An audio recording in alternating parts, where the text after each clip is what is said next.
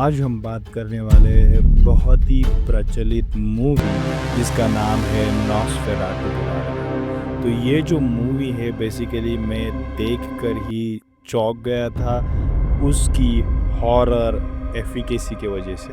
तो अगर बात करते हैं नॉस्फेरातु के बारे में तो बेसिकली ये जो मूवी है ये रॉबर्ट ईगर ने बनाई है और ये अमेरिकन गोथिक हॉरर मतलब जो राक्षस के ऊपर आधारित है। तो ये अगर आप देखोगे तो इसका जो पहला पार्ट था नॉस्फेरातु अ सिम्फनी ऑफ हॉरर 1922 में आया था और उसके बाद जो है ऑलमोस्ट अभी 102 साल के बाद हमें दूसरा नॉस्फेरातु देखने को मिल रहा है। अगर आप देखोगे तो इस मूवी में हम कास्ट और वो सारी चीज़ों के बारे में बात नहीं करने वाले हैं क्योंकि वो आपको सर्च करके मिल जाएगा। अब बात करते हैं मूवी के बारे में अपनी ही स्टाइल में गोरा गोरा चैनल पर। तो अगर इस मूवी का ट्रेलर आपने देखा होगा तो इसका जो शुरू होते ही बहुत सारा सस्पेंस आता है कि बेसिकली वो किसी को तो पहले बुलाती है और फिर जब वो आ जाता है तो वो फिर डर जाती है और वो सबको बताती है कि वो आने वाला है आने वाला है आने वाला है और वो हम में से ही किसी एक में से आने वाला है बाहर। तो बेसिकली जो पूरा ट्रेलर है उसमें ये समझ में आता है कि उसने किसी जानवर या फिर वैम्पायर को बुलाया है और वो आने वाला है अब और उसके वजह से जो है सभी जगह पर तहलका मचने वाला है। तो अगर बात करेंगे मूवी के अभी की मूवी में क्या क्या दिखाया गया है सो बेसिकली तो उसमें 1830 के दशक की शुरुआत में जो है एलन नाम की एक छोटी लड़की एक अलौकिक प्राणी से जो है प्रार्थना करती है कि वह आकर अकेलापन जो है उसका दूर करेगा। वो हमें जो है ना ट्रेलर में भी दिखाई पड़ता है कि वो जो है बुला रही है और वो जो है बेसिकली उस दानव को जो है जगा देती है बुला बुला कर, ठीक है। और अगर बात करोगे तो उसकी जो है शादी हो जाती है थॉमस हुटर के साथ और वो रहने के लिए जो है जर्मन के एक टाउन में चली जाती है और वहाँ पर जो उसकी पैसे की तंगी चलती रहती है और उसी हालत में जो है उसको लेकर बेसिकली छोड़कर चला जाता है अपने दोस्त के यहाँ पर अपनी दो बेटियों के साथ और उसको बेसिकली उसकी जो पत्नी है और दो बेटी है उनके साथ, ठीक है। तो ये पूरा इसका जो स्टार्टिंग है इस प्रकार से थॉमस को जो है ऑरलॉक के साथ जुड़ने के लिए जो है किसान उसे छोड़ देते हैं और उसी रात वो रोमा के एक समूह को एक कथित जो अपना पिशाच रहता है ना उसकी लाश को जो है वो दावों के साथ बाहर निकाल लेता है और सूली से जो है उसे बेसिकली छेद देता है, जिसके बाद जो है थॉमस को उल्टियाँ होती है खून की, ओके। फिर अगली सुबह जो है थॉमस को पूरा गांव और उसका अपना जो घोड़ा है वो गायब दिखता है, ठीक है। तो जब वो उसको गायब दिखता है घोड़ा तो वो बेसिकली है पैदल जो है अपनी यात्रा जो है जो चला जाता है ऑरलॉक का जो कैसल रहता है उसकी तरफ, ठीक है। बिकॉज थॉमस और ऑरलॉक साथ में पाए गए हैं इसलिए अगर आपने देखा हो तो पहले ही लोगों ने उसको छोड़ दिया है, ठीक है। तो अगर आप देखोगे तो ऑरलॉक जो है थॉमस को पूरी जो संपत्ति है उसको बेचने के लिए बोल देता है इमीडिएटली, वरना वो उसके साथ बुरा कर देगा ऐसा बोलता है।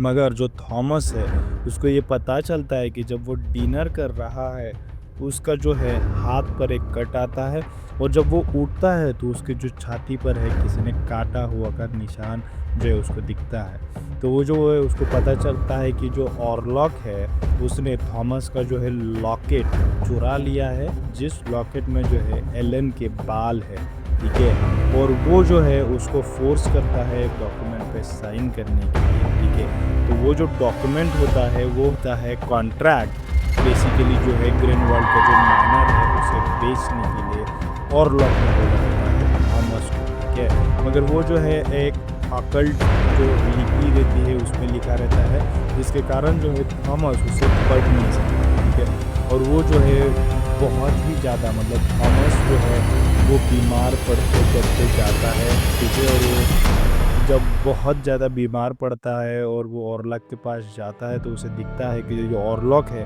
वो कॉफ़िन में सोया रहता है, ठीक है? तो वो ऑरलॉक को मारने की कोशिश करता है, मगर जो ऑरलॉक है वो उठ जाता है और बेसिकली जो है उसको खाने के लिए दौड़ता है। और थॉमस जो है कैसे तो भी जो है ऑरलॉक का जो वुल्फ छोड़ा रहता है उसके ऊपर, उससे वो बचते-बचते निकल जाता है। उसके बाद तो जैसे हमने देखा कि थॉमस जो है जो ऑरलॉक के वुल्फ से बचने के बाद जो है एक चर्च में सहारा लेता है, वहाँ पर उसकी ट्रीटमेंट चालू हो जाती है। मीनवाइल जो ऑरलॉक है वो एक शिप में बैठकर जो है विस्बर्ग की दिशा में निकल जाता है अपने वो जो क्या बोलते हैं उसको रैट्स के साथ, ठीक है? तो जो चूहों को उस बोट में लेकर जाता है वो ऑरलॉक, और उन चूहों से जो है प्लेग जो है फैलने वाला होता है, ठीक है? तो अगर आप देखोगे कि क्रू मेंबर्स जो है शिप की सारे मर जाते हैं उस प्लेग की वजह से। और वहाँ अगर आप देखोगे जो एलन उसने रखी थी अपने फ्रेंड के पास सहारे के लिए, ठीक है? मतलब उसकी देखभाल करने के लिए, तो एलन जो है अभी नींद में चलना शुरू कर देती है और उसको झटके आने चालू हो जाते हैं। क्या है, एलन के ऊपर एक भूतिया आत्मा का वश है उसके ऊपर जो है कि वैम्पायर है, ठीक है? जिसको बोला जाता है नॉस्फेराटू। तो यहाँ पर जो है पूरा मूवी का जो है सस्पेंस बाहर निकल के आ जाता है कि ये जो नॉस्फेराटू है उस दानव का नाम है, उस वैम्पायर का नाम है जो एलन के नींद में आता है या फिर एलन को प्रभावित कर रहा है, ठीक है? तो अगर आप देखोगे उसके बाद क्या होता है कि बहुत सारे जो है लोग कच्ची चीज़ें खाना चालू कर देते हैं, चिप्स को कच्चा खा रहे, काट रहे, वो सब एकदम खूनी तरीके से सब कुछ जो है शुरू हो जाता है। बहुत ही भयंकर लगता है वो, ठीक है? अगर आप देखोगे तो फिर थॉमस जो है वापस आ जाता है विस्बर्ग को, जहाँ पर ऑरलॉग ने जो है पूरा प्लेग जो है छोड़ दिया रहता है, ओके? और अगर आप देखो तो गार्ड्स है, सब लोग जो है सब मर जाते हैं। ऑरलॉग जो है एलन के सामने आ जाता है और बोलता है कि भाई मैं तुमसे प्यार कर रहा हूँ वगैरह वगैरह वो सारी चीज़ें, मैं जो है तुम्हारे लिए ही जिंदा हूँ और मुझे जो है तुम ही चाहिए, ठीक है?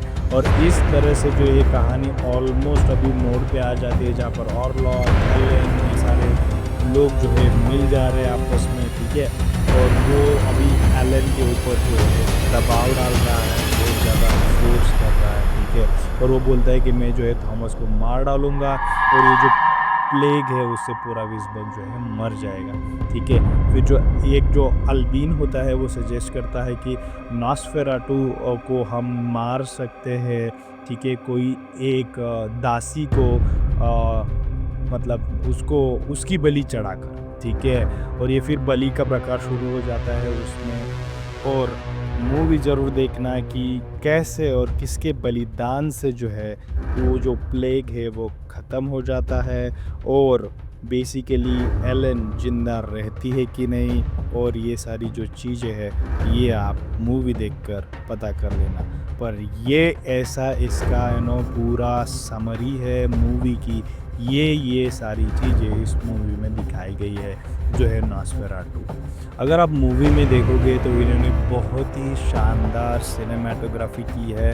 अगर आप देखोगे तो ऑलमोस्ट जो है ब्लैक एंड वाइट ज़माने को उन्होंने जो है पर्दे पर डालने की कोशिश करी है, बहुत ही बेहतरीन लग रहा है वो। और इसमें जो है हॉरर को अच्छा खासा जो है डाला गया है, ठीक है? तो बीच बीच में जो है जंप स्केयर्स मस्त एकदम फाड़ू टाइप इन्होंने डाल के रखे हुए हैं इस मूवी में जो है नॉस्फेराटू, ठीक है?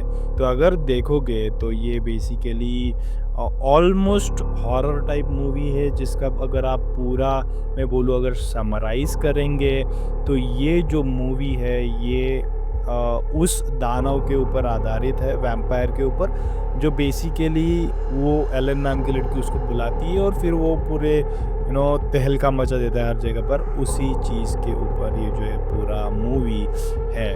तो अगर आपने इस नॉस्फेराटू मूवी को देखा है तो मुझे कमेंट सेक्शन में ज़रूर बताना कि आपको कैसे लगी, और आपने Nosferatu a symphony of horror 1922 की मूवी भी अगर देखी हो तो कमेंट सेक्शन में ज़रूर बताना। मैं तो बेसिकली अगर बात करूँ इसको रेट करने की ऑन बिहाफ ऑफ हॉरर, तो ये बेसिकली मैं 7 रेट करूँगा 10 में। बहुत ही अच्छा खासा हॉरर डाला गया है। बाय द वे मेरे को हॉरर मूवीज़ बिल्कुल भी ज़्यादा पसंद नहीं है, बट मैंने इसको देखने का जो है मैं क्या बोलूँ हिम्मत करी और अच्छा खासा फट के देखी है मैंने movie. It was a great experience. तो गाइज़ आपको ये वीडियो कैसा लगा ज़रूर बताना। मैं जल्द ही दूसरा मूवी रिव्यू लेकर आने वाला हूँ, तो बने रहिए बोला करो चैनल पर अपने ही अंदाज में।